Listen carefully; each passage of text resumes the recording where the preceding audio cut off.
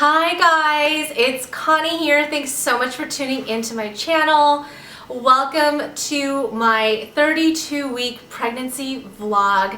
I believe I am about 32 weeks and 2 days today. So I'm just gonna kind of go over some of the things that I've been going through the last couple of weeks. But before I begin, I want to send out a huge congratulations to a fellow YouTuber, Amanda. Her YouTube is Strength Beyond the Storm, and she recently gave birth to a beautiful baby girl, Caitlin Hope, and she is absolutely perfect and precious and amazing. So I'm so happy for you, Amanda, and I'm sure you're just so in love right now. So just wanted to say congrats again. Anyways, right now baby is the size of a Florida pomelo. I'm not sure exactly what a pomelo is, but I think I've seen them in the grocery store. They look like grapefruits, but they are green and like twice the size or bigger than a grapefruit. So that's the size of the baby. He's about around 4 pounds, around 18 inches. And yeah, so he's getting bigger and definitely getting more crowded in my uterus. And I noticed that I don't feel him like doing like those kind of like sudden jabbing sort of punches or kicks. I feel him more kind of like rolling around, if that makes sense. According to my app, the baby is actually sleeping a lot more, so he's definitely got sleep cycles and sleeping for longer periods of time. As for me, the main symptom that I have been feeling the last couple of weeks in the 3rd trimester is pressure on my bladder, like crazy pressure on my bladder. Sometimes I feel like I have to go pee, and I will go to the bathroom, I will go pee, and then if my husband and I want to take a walk or something, within a couple of minutes I'm feeling that bladder pressure, that urge to urinate again, like very, very soon, and it's sometimes very unbearable. So yeah, that's one of the main things that I've noticed in this the last couple of weeks being in my 3rd trimester, is that I have so much pressure on my bladder. I also feel like a weird shooting nerve pain that's like, down there, that's kind of, I feel like it's connected to my bladder, like the urethra or something. It'll just kind of come upon me and I'll be like, oh my gosh, so that's something else that I've been experiencing. Also, I told you guys a couple of vlogs ago that I get pains in the sides of my hip, or actually closer into my butt, in the middle of the night, or sometimes like early in the morning. I will wake up to a dull aching pain either on both sides of my butt or on my right side, and what I learned was that's basically sciatic nerve pain, and it's due to my uterus growing and putting more pressure on the sciatic nerve. So what I've been researching is that doing pelvic tilts and Kegel exercises will really help with that.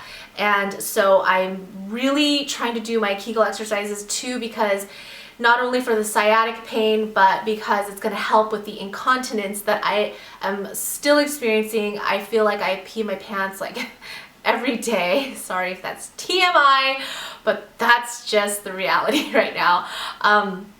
And also I hear that for women, after they give birth, they're more likely to pee their pants and suffer with incontinence, because things just change down there. So it's really important for us to do the Kegel exercises to strengthen those pelvic floor muscles. And I even downloaded an app to remind me to do those exercises, and the app actually has like short exercises to do. So I've been doing that. What else? Oh yeah, I've also been extremely tired. I find myself waking up in the morning and then eating breakfast, and then like an hour later or shortly after that, I will want to go back into bed and take another nap for like an hour or two. So just super tired and still feeling the shortness of breath. Yeah, and also I feel like I've been experiencing some mild nausea again. I haven't really had that for a while since that kind of went away in week 19 or week 20.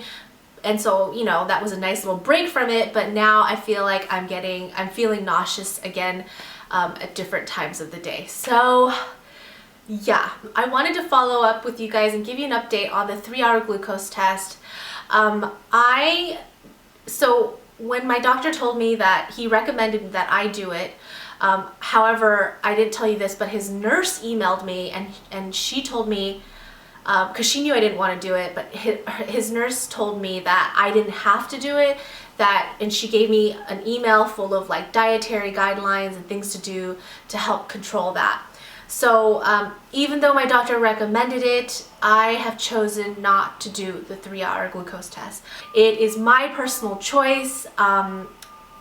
You know, I'm pretty sure there's gonna be people that disagree with me, and you know, there are people that will agree, and it doesn't really matter because it's my decision. And I came to that decision because I felt like the value, that the result that I got from my 1-hour glucose test was right on the edge. It was not like way high or anything. It was just a little bit out of range, and at a different clinic or a different hospital, that would have been a passing value. So you know, based on that and the fact that, you know, I really just think it's unnecessary, and actually I think it's a little cruel to do that to a pregnant woman.